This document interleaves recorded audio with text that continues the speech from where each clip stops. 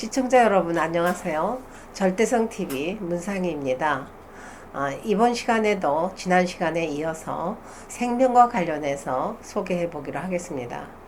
자녀 탄생은 제2의 자아이기도 하며 창조주의 생명이 투입되는 아주 고귀하고 신성한 사건이라고 여러분들에게 말씀드렸습니다. 그런데 그 고귀한 생명의 가치를 모르고 생명을 지우는 일이 얼마나 두렵고 슬프고 고통스러운 일입니까? 또는 한편 원치 않게 임신된 아이를 낙태하지 않고 어렵게 출산한다 해도 양육 조건이 미비되면 정상적인 부모로서 양육이 불가능하게 되니까 그 아이 생존이 어떻게 될까요? 위태롭거나 아이 인생의 미래가 불투명해져서 불행한 어두운 삶을 살아가기 쉽겠지요. 그 아이가 무슨 죄가 있겠습니까? 부모로 인해 전적으로 태어난 결과적 존재이니까 그 책임은 100% 부모 책임이 아니겠습니까? 그래서 무절제한 성관계는 그 행동에 대해 제3자가 옳은가 그른가 윤리적인 책임을 묻게 되는 것입니다. 다시 강조하지만 모든 성행동은 임신 또는 출산, 그 다음에 양육 이렇게 연결되도록 설계되어 있기 때문에 생식기 사용법에 따라야 건강하고 행복한 성행동이 가능한 것입니다. 바로 생식기 사용법이 우리가 흔히 말하는 성윤리가 됩니다.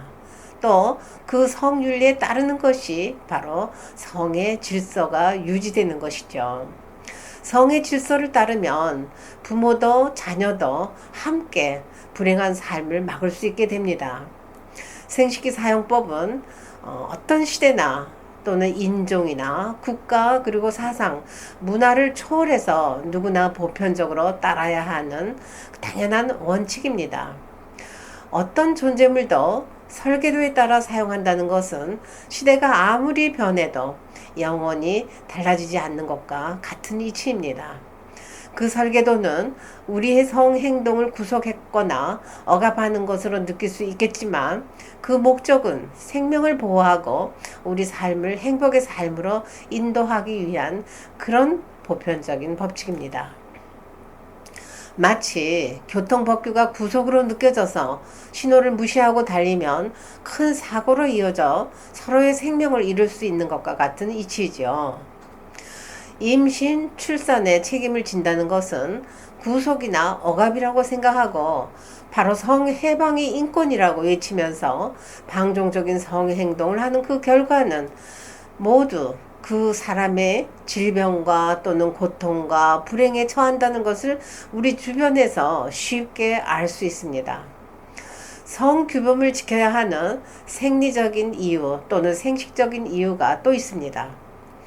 인체 설계를 보면은 남자나 여자나 성관계 할 수 있는 때가 될 때까지는 성관계를 절제해야 할 성장 과정이 있습니다. 20세가 될 때까지 남자나 여자나 생리적 생식 기능이 온전하지 않습니다.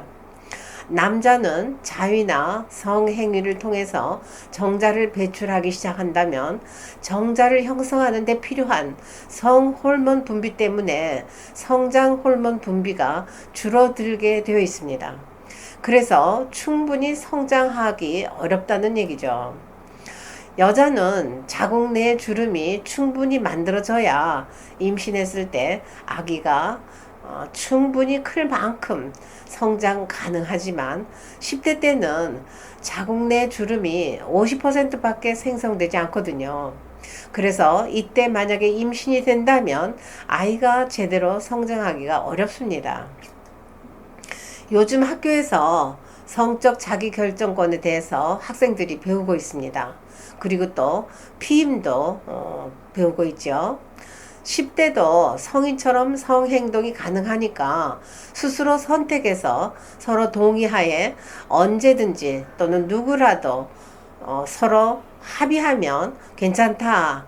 그리고 그것이 인권이다 라고 교육받고 있습니다. 과연 성장 과정에서 자유로운 성행동이 즉 청소년들이 그렇게 생활하는 것이 진정한 인권일까요? 지금까지 많은 지혜로운 선조들이 결혼할 때까지 절제하거나 또는 헌신과 희생적 사랑을 실천해서 세대에서 세대로 이어진 것이 인류 역사입니다. 그들의 희생적 실천이 결과적으로 자기 자신의 기쁨과 어떤 행복의 선물이라는 것을 깨달았기 때문에 전통적으로 이어갈 수 있게 되는 것입니다. 우주에 하나밖에 없는 새로운 생명을 탄생시킨다는 것은 대단히 가치 있는 행동입니다. 생명 창조가 우리 자신의 실체를 세대를 거쳐서 영원히 확장시키는 과업이라고 생각한다면 얼마나 신비한 일이고 또 신나는 일입니까? 결혼할 때 가장 큰 혼수는 수많은 유혹을 물리치고 기다려온 자신의 사랑을 배우자에게 선물한다는 것이 아닐까요? 우리가 결혼할 때 그 첫날 밤 또는 첫 키스, 첫 성관계는 그동안 쭉 기다려왔던 그런 폭발적인 사랑을 충분히 만끽할 수 있는 그런 것이 아닐까요? 그러한 첫날 밤에 두 사람의 사랑은 두고두고 아름답고 황홀한 순간의 추억이 될 것입니다. 그 추억은 둘만의 소중한 자산으로 평생 살아가면서 다가올 수많은 유혹을 이겨낼 수 있는 신뢰관계, 즉 믿음의 관계의 에너지로 축적되지 않을까요? 우리 개개인은 창조주를 닮은 창조주의 열매입니다. 그리고 수많은 선조들의 열매이기도 하고 또 우리를 낳아주신 부모의 열매이기도 합니다. 인간의 정체성은 동물과 달리 매우 가치 있는 영성을 지닌 아주 신성하고 존엄한 유일무이한 존재입니다. 우리는 이렇게 고귀하고 존엄한 존재로 태어났습니다. 그 존엄성의 가치가 훼손되지 않고 만족스러운 성행동은 가족과 친지들로부터 축복받아 결혼으로 부부를 이루어 안정되고 평화롭고 신뢰감이 넘치는 그런 성행동이 아닐까요?